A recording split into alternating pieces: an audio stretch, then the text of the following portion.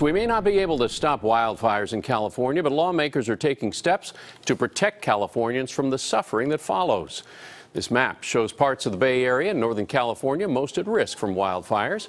KPIX 5's Emily Turner on new protections for homeowners that were unveiled today.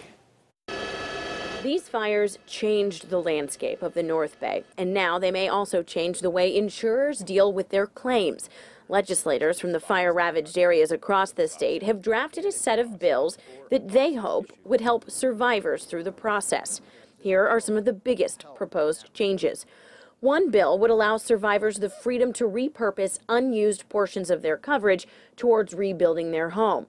It would also prevent insurance companies from dropping coverage for at least 2 years after the disaster happens.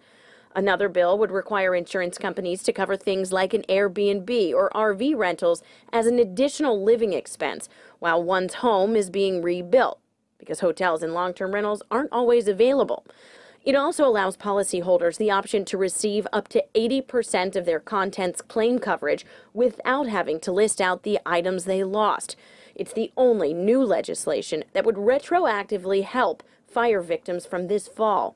Another bill extends the time people have to rebuild from 2 years to 3. Knowing that fires, floods, and other natural disasters will happen again, we need to take the steps now to improve insurance coverage and consumer protection. All good things for those who lose everything in a catastrophe, but it will likely be more work and more expensive for insurance companies, which could make things more expensive for all of us. What does that mean for insurance rates moving forward, or an insurance company's willingness to provide coverage?